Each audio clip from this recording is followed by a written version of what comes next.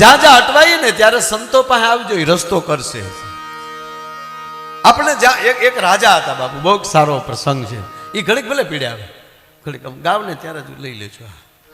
માયાની પાયેલી માયા ઘડીક આમ સારું લાગે, પડકા પડી હોય.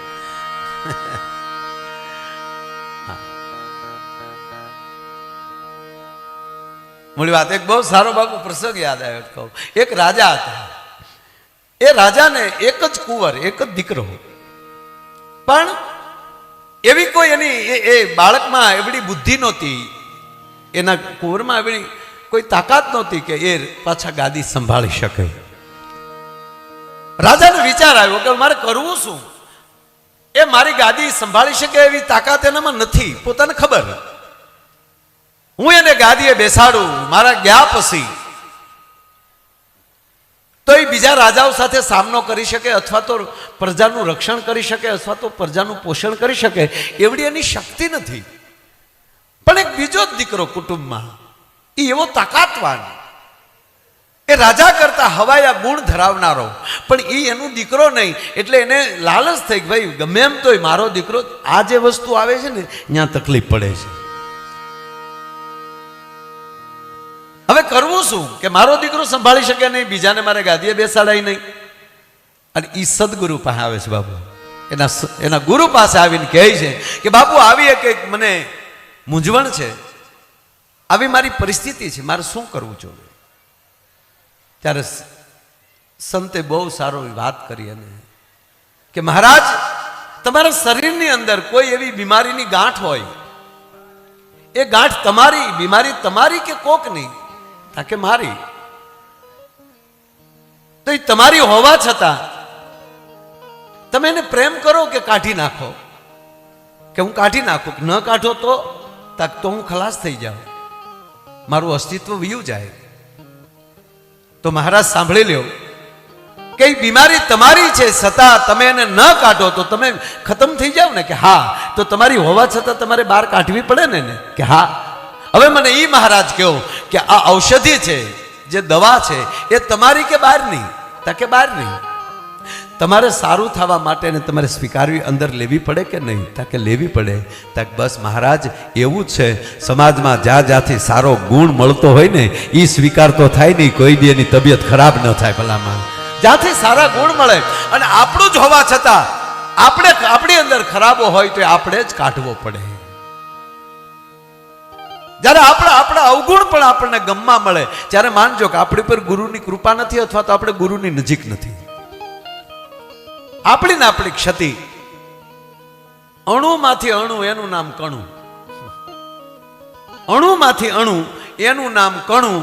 ઈ આંખમાં પડે તો ઈ આપણે બીજા પાસે કઢાવા જવું પડે. નગર બબે ગાવ સુધી આપણી નજર જોતી હોય, પણ એ અણુમાંથી અણુ નાનું એવું કણું આંખમાં ગળે સાહેબ, એ આ જગતને જોનારી આંખ પોતાનું કણું નથી જોઈ શકતી. મોટામાં મોટી તકલીફ છે. પણ પોતાની ખબર પડવા મળે ત્યારે માનજો કે હવે દિવ્ય દ્રષ્ટિ તમારા સદગુરુની તમારી ઉપર થઈ છે.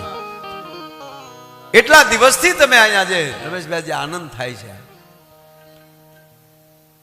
અને સતત બાપુ પણ અહીંયા રહીને આજે અંદરનો જે લહેરખડી જે આવે, એટલે આમે બાપુ હરિદ્વારમાં જોઈ તો લગભગ એમ જ લાગે ગુજરાત જ છે આયા. હવે તો આ ગંગા સ્નાનમાં ગયા, ટાઢું લાગ્યું. એક જણો ગંગામાં પગ બોલીને કે નાવું હોય તો એટલી વાર લાગે, પણ નથી નાવું.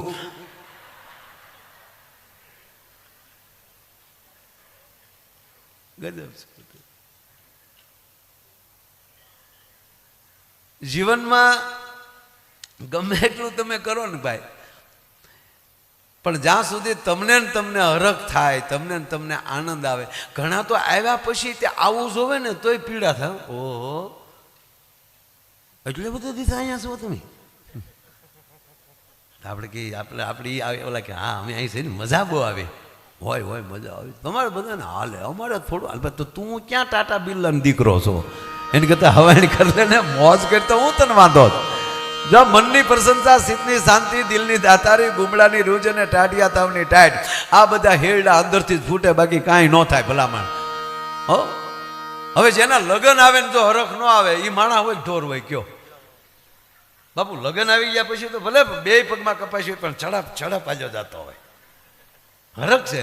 અને એમ હારા માણસનું આમંત્રણ મળે ને સાહેબ, એ લગ્ન જેવો હરખ હોવો જોઈએ કે આજ ફલાણી જગ્યાએ જવાનું અને આવું આમંત્રણ મળ્યું. આ લગ્નની વાત આવે એટલે કહું, આમ તો લગ્નની વાત બાપુ આવે ને એટલે 80 વર્ષના બાપાને કડિયાની કહું મળે તૂટવા કે ભાઈ ભાઈ ભલે તાણ હતી પણ એકચ્યુઅલી ઘોડે તો ચડેલા. અને એ સમયના તો પાછા લગ્ન. આ તો હું તો આ જુમાનડાવના તમને ભાઈ ભાગશાળી છો તમે આ ટાઈમે. અત્યારે તમે જુઓ તો રાજા મહારાજાને બગ્યું નચ્યું ભાડે મળે. કેવા બાપુ લગ્ન થાય અત્યારે આમ જોઈ ને લગ્નના ડેકોરેશન ને જમણવાર ને કેટરસ વાળા હે પીરહવા વાળા તો મુંબઈથી આવે. ડાયાબિટીસ હોય એ બબે ઠેફલા ખાઈ જાય. લાઈવ ગગી લાઈવ. હવે લાઈવ ગગીને દીકરો થમાં ગોટો વળી જાય, ઈડો પીરસીને વૈયા જાય આગળ. એટલે પતિ પત્ની બે પ્લેનમાં આવતા હતા તો એર હોસ્ટેસ નાસ્તો દેવા આવે, પાણી દેવા આવે, એટલે એ તો દાંત કાઢતા કાઢતા જ આપે. Hello sir, okay sir. તો એ ભાઈ એની પત્નીને કોણી મારી, જો આવો પ્રેમ હોવો જોવે. ત્યારે એની પત્નીએ કીધું કે તારો જોઈ દરવાજા ઉધી, એ ઉશીના દાંત છે, એ તો ટિકિટમાં ભર્યા ને એટલી. અને અમારે તમારે ભેગું રોજ રહેવું. તમારા લખણની આ બેનને ન ખબર હોય.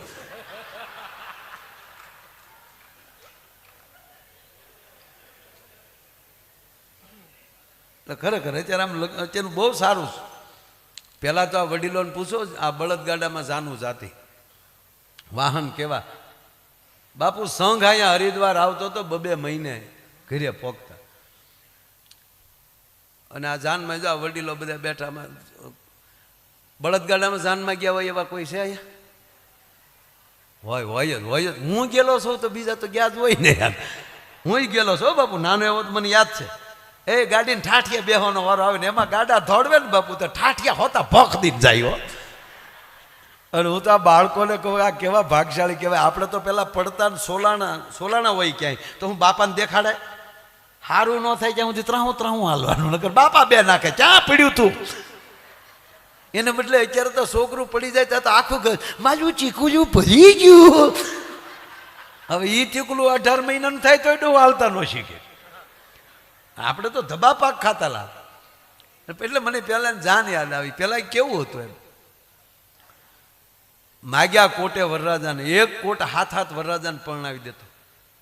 છોકરાને લગ્ન છે, તમારો કોટ આપજો, તમારો અંગરખો આપજો, તમારો સાફો આપજો, તલવાર આપજો.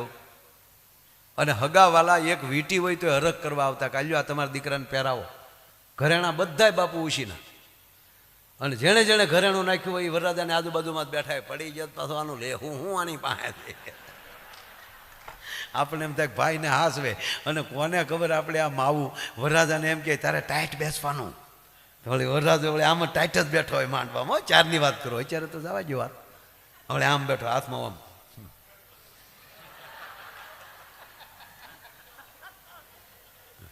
અને પાછું બેનું એમ કીધું હોય તારે મોઢે ભાર હોય, તારે બોલવાનું નહીં. અને અણવરને કીધું હોય, જો અણવર પાસે 2 હોય, 2 કર બેઠા હોય અણવર, એને અણવરને આવડે કહી દીધું હોય કે આમ જો આમ ઢીલો ન પડવો જોઈએ વરરાજો. તો વરરાજો આમ શેઠ ઢીલો પડે તો અણવર કોણી મારે તો પાછો આમ થઈ જાય. તારે મોઢે ભાર હોય, ઢીલું બેહવાનું નહીં. એમાં વળી બાજુવાળો પૂછે ચોળા પીવી? ચોળા વરરાજાને કે ચોળા પીતા. વરરાજો કે હસડવું હોય હો બાપુ. વળી બીજો કે પાન ખાવું?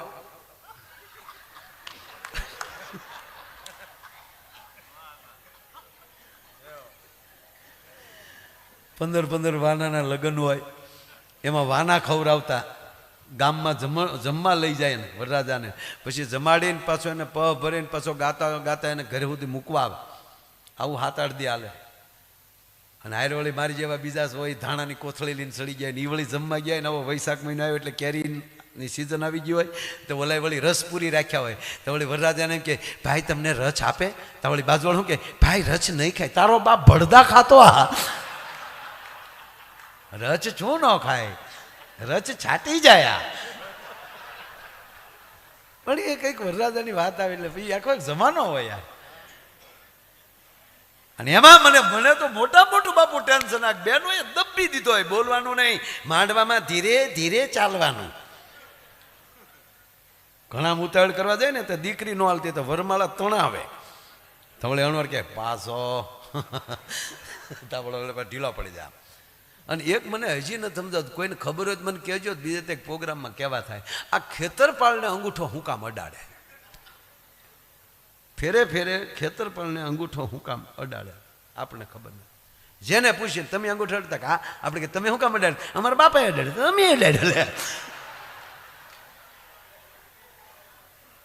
છે કાંઈક મોટી વિધિ છે, એમાં આપણને ખબર નથી તો પણ કાંઈક છે તો ખરું, નહીંતર કાંઈ હજી હાલે નહીં ત્યાં સુધી, કાંઈક તો હશે. પણ મને યાદ આવ્યું એટલે કોઈ એ જાન જાય ભાઈ, અને પછી અહીંયા ઉતારો દેવાય. બાપુ ત્યારે તો કોઈ ખુરશીયું કેવ્યું, ખાલી તેલના ડબ્બા ઊંધા નાખી દેવાના, માથે રજાઈ નાખી દેવાની. એ ખુરશીયું આગળ 2 ડબ્બા ઊંધા, એની માથે હિંડોળાની ખાટ, એની માથે બેનું એ ભરત ગોઠવી દીધા હોય, એટલે એ ટેબલ, શો ટેબલ. વરરાજાની તલવાર ખીલે ઉગી હોય, બાજુમાં અણવર બેસી ગયો હોય. વાહ મારો બાપ. પાછું બાપુ જે જગ્યાએ ઉતારો આપ્યો હોય જ્યાં ત્યાં ગામડામાં કઈ ટોયલેટ બાથરૂમ તો હતા નહીં. ઉતારો કોની ઘેરે છે ડબલા ઉપરલી ખબર પડી જાય. નવા ડબલાની લાઈન લગાડી દીધી, નક્કી થઈ જાય, ગામ નક્કી કરી લે ફલાણા ભાઈની ઘેરે ઉતારો છે. ત્યાં આખા ગામના ખાટલા ભેગા થયા હોય, એટલે આમ જાનને એવી રીતે હાચવતા. ખાટલા નખાઈ ગયા હોય, એ તમને કોઈ ગાડલા ને ઓશિકાન, તેથી ભાડે કાંઈ મળતું નહીં, ભેગું કરતા ભાઈ. અને એ જેનું લાવ્યા એના ટૂંકા નામ લખ્યા હોય, માયાભાઈ, વીરાભાઈ, તો મા અને વી એટલું લખ્યું હોય, માવી. એ માવીમાં સમજી જવાનું કે માયાભાઈ વીરાભાઈનું ગાડલું છે. પછી મળી ગયો. બહુ સરસ છે, એ ચડાવી ગયો. ડોલુમાં નામ લખ્યા હોય, ઘરે ઘરે ડોલું કમડોલ ભેગા કર્યા હોય, પીરવા આવ્યા હોય, એ ડબલા મુકાઈ ગયા હોય. ઢોલીને કહી દીધું એક તો ડેલીએ બે છે. જેવા વરરાજા નણવર આવેલી નીકળે એટલે વગાડતા વગાડતા માંડવા સુધી વહી આવજો. હવે જાન માંડવે આવી ગયું હોય, સોરી ઉતારે આવી ગયું હોય. અમે બોલો તમને કહું વાના ખાઈ ખાઈને આવ્યો હોય, એમાં પાછું બેનું એ કીધું કે તારે મોઢે ભાર બોલવાનું નહીં અને ઢીલું પડવાનું, એટલે ટટાર જ બેહવાનું. અને એમાં બિચારાને આકળી સડે પેટમાં. એ વળી અણવરને કોણી મારે, અણવરને. તો અણવર કે ચૂંચે. તો વરરાજો ઈશારો કરે, ડબલું ડબલો.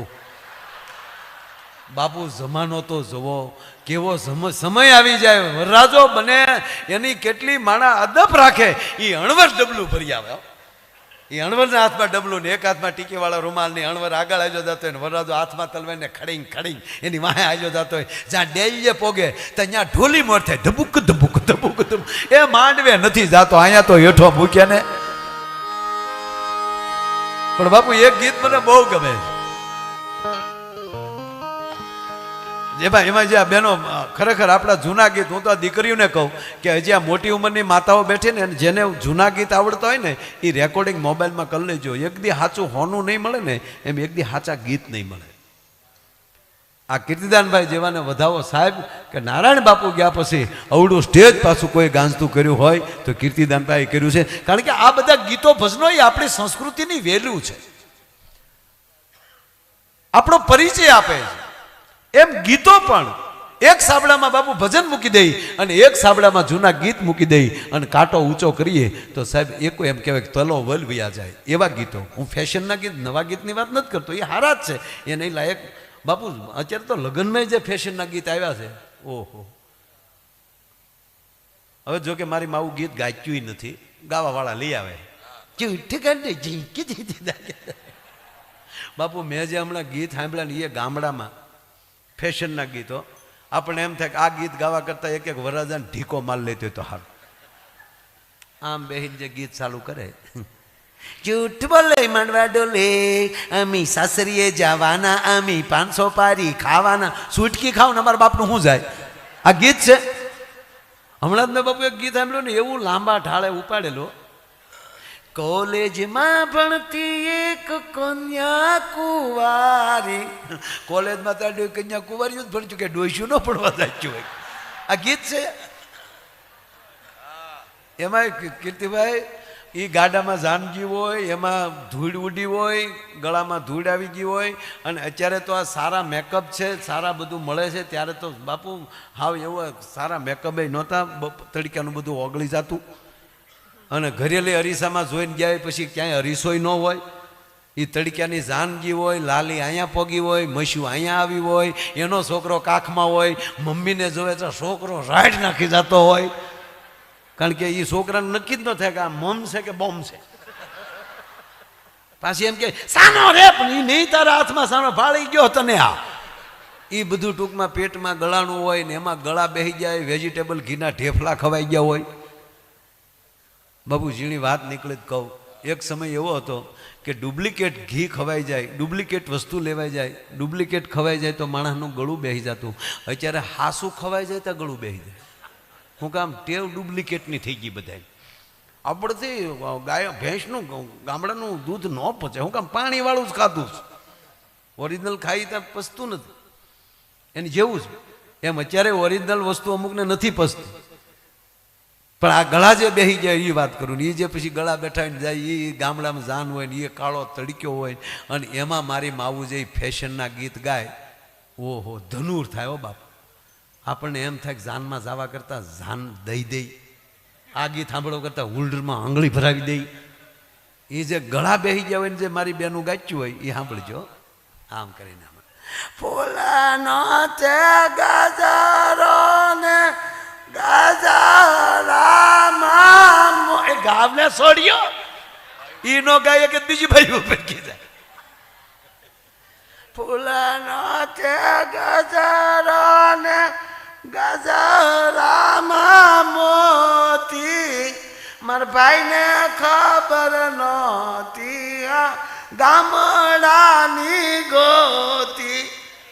ફૂલનો ગજરો ગજરામ મોતી, મારા ભાઈને ખબર નહોતી આ ગામડાની ગોતી. હવે માંડવા પક્ષની બાઈઓ સાંભળી જાય બેન રે, એ હામું પાડે ફૂલનો તે ગજરો ને ગજરામાં ગોટો, મારા બેનને ખબર નહોતી આ તો એના બાપ કરતા મોટો. આ ગીત છે યાર, પણ એક જૂનું ગીત મને યાદ આવે સાહેબ, ખૂબ આપણે ગવાય છે. આ ગીતમાં બાપુ મારે સોખવટ કરવી છે. આપણી માતાઓને કેટલી ખબર છે અને કેટલું ધ્યાન રાખે છે. બે જ પંક્તિ લેવી છે ખાલી કે મોર તારી સોનાની સાચ, એ મોર તારી રૂપાની મોર તારી સોનાની સાચ, એ મોર તારી રૂપાની બાપા બે જ પંક્તિમાં મારી માવુએ બધું કહી દીધું કે હે મોર, એ દીકરા, એ વરરાજા, તારી સાચ અર્થ તારો શબ્દ હોનાનો હોવો જોઈએ, ગમે એવું તારે ન બોલાય. મોર તારી સોનાની ચાંચ અને મોર તારી રૂપાની પાંખ, તું કઈ હાંખનો છો ઈ તો જો બાપ. તારી પાંખ કઈ છે, તું કઈ હાંખનો છો? રૂપા જેવી ઉજળી હાંખનો તું છો. અને આમ ગણીએ ને બાપુ તો ભારત વર્ષનો એક પણ વરણ એવો નથી, એક પણ જ્ઞાતિ એવી નથી કે એના પગથિયાનો એક પથ્થર ઊંચો કરો અને એના પાયામાં એનો પિતા ઋષિ ન નીકળે. આખર તો ઋષિ સંતાન છે. એક સમાજ એવો ન હોઈ શકે કે એના પરિવારમાંથી એક ઇતિહાસનું પાનું ન નીકળે. સાહેબ, ઈ ભારત દેશની પરંપરા છે. એટલે મારી બાવું ગીત ગાય કે મોર તારી સોનાની સાંચ, એ દીકરા તારા મોઢામાંથી શબ્દ નીકળે ઈ હોના જેવો નીકળવો જોઈએ. મોર તારી રૂપાની પાંખ, તું જેવી તેવી હાંખનો નથી. એવી સોનાની એ સાચે રે મોરલો, મોતીએ ચણવા જાય, માટે મોર જાજે ઉગમણે દેશ, મોર જાજે આથમણે દે.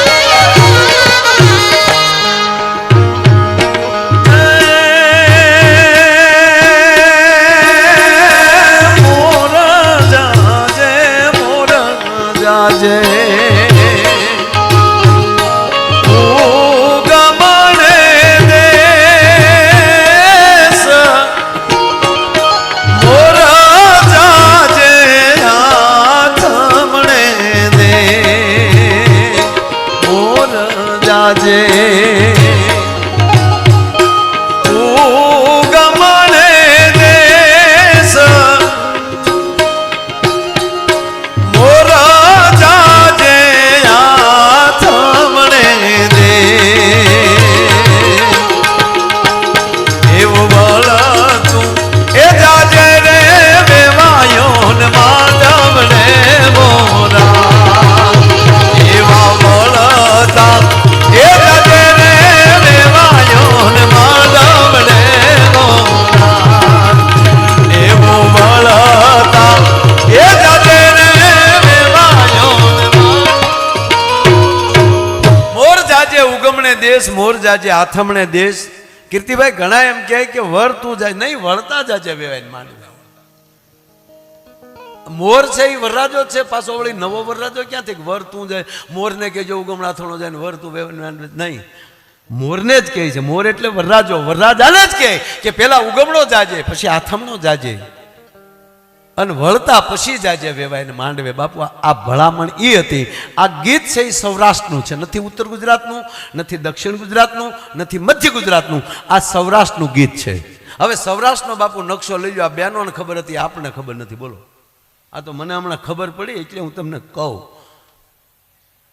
સૌરાષ્ટ્રનો તમે નકશો જોઈ લો તેનું ઉગમણું શું થાય ડાકોર હમણાં જ કીર્તિભાઈએ જે ગાયું ઉગમણી દેશ થાય ડાકોર દીકરાને ભલામણ કરે પેલા તીર્થ કરજે દીકરા પેલા ડાકોરના દર્શન કરજે સંતોના ચરણોમાં જજે અને પછી જાજે આથમણે દેશ હું કામ આથમણે દેશે એ દ્વારકાધીશ આથમણા મંદિરે બેઠો છે આથમણા દ્વારે બેઠો પછી તું ન્યા જાજે અને આપણામાં પરંપરા હતી અને છે હજી કે બાપુ ગુરુ દીક્ષા દીધા વગર એને મીંઢોળ નથી બંધાતો એને પહેલાં ગુરુ ધારણા કરવી પડે અને પછી એને મીંઢોળ બંધાય એક ભાઈના લગ્ન હોય ત્યારે એક હારે બધા દીકરાનો આપણે બાપુ ગુરુ ધારણા કરાવી નાખતા હોઈએ છીએ પાટના મૂકીને પણ નુગરાને માંડવે જવાનો અધિકાર નથી એ પરંપરાનો આ દેશ છે સાહેબ નુગરાથી પરણી ન શકાય એટલે મા એને ભલામણ કરે બેનો ભલામણ કરે દીકરા ઉગમણો જાજે આથમણો જાજે ઉગમણી દિશાએ ડાકોર ભગવાન બેઠા છે ડાકોરનો